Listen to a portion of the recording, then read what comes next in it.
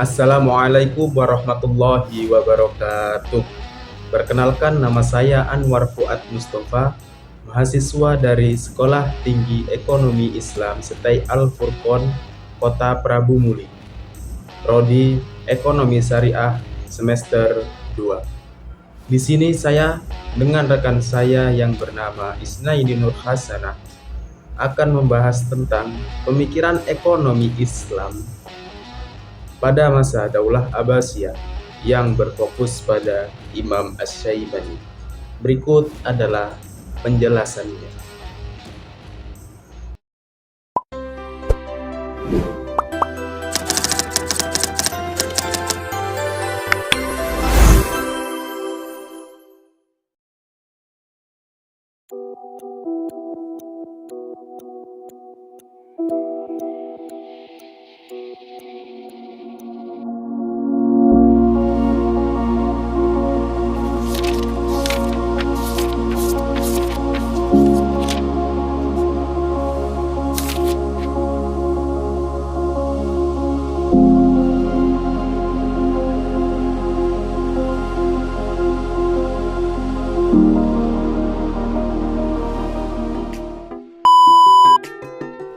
Coba kamu bayangin deh, kamu hidup di zaman ketika Islam berada di puncak kejayaan.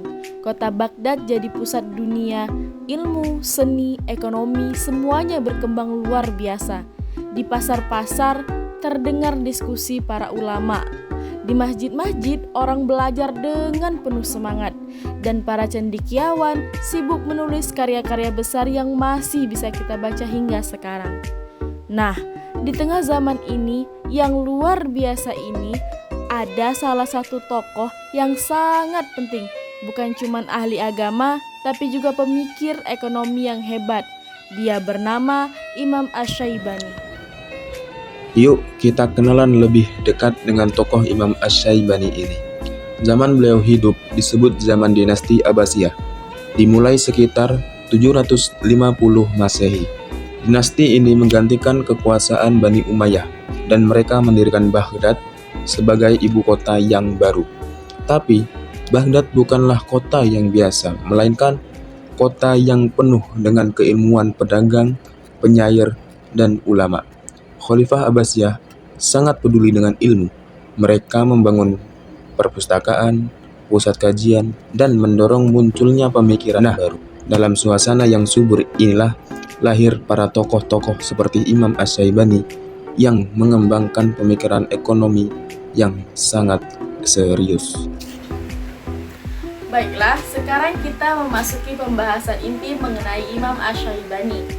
Muhammad bin Hasan Asy-Syaibani atau yang sering kita kenal dengan Imam Asy-Syaibani merupakan salah satu tokoh pemikiran ekonomi Islam. Beliau lahir pada tahun 750 Masehi di Wasit. Sejak kecil beliau sudah belajar dengan Imam Abu Hanafiyah, salah satu pendiri mazhab Hanafi. Imam Asy-Syaibani terkenal dengan salah satu kitab yang ia tulis dengan judul Al-Kazab, yang dimana kitab ini membahas tentang penghasilan dan kerja. Adapun beberapa pemikiran Imam Asy-Syaibani dalam kitabnya Al-Kazab, yang pertama adalah etika bekerja dan sumber penghasilan yang halal. Imam Asy-Syaibani menekankan bahwa bekerja merupakan kewajiban, bukan sekedar pilihan. Bekerja merupakan ibadah dan jalan menjaga kehormatan diri. Pemikiran kedua mengenai keadilan dalam kontribusi kekayaan. Imam Asy-Syaibani menentang akumulasi kekayaan di tangan segelintir umat. Menurutnya, harta kekayaan harus mengalir melalui zakat, infak, dan sedekah guna untuk mensejahterakan umat. Pemikiran ketiga menurut Imam Asy-Syaibani adalah peranan negara dalam ekonomi. Menurut Imam Asy-Syaibani, negara harus aktif mengatur pasar, mengawasi harga, serta mencegah penipuan. Dan negara juga memiliki kewajiban untuk memenuhi kebutuhan dasar masyarakat. Pemikiran yang keempat adalah prinsip dalam perdagangan. Imam Asy-Syaibani mengharamkan riba, manipulasi harga atau ikhtikar, serta menekankan prinsip keadilan dalam transaksi. Dan menurut kami, pemikiran Imam Asy-Syaibani masih sangat relevan hingga saat ini. Ketika ketimpangan sosial meningkat, pemikiran ekonomi Islam memberikan alternatif berbasis keadilan serta spiritualitas.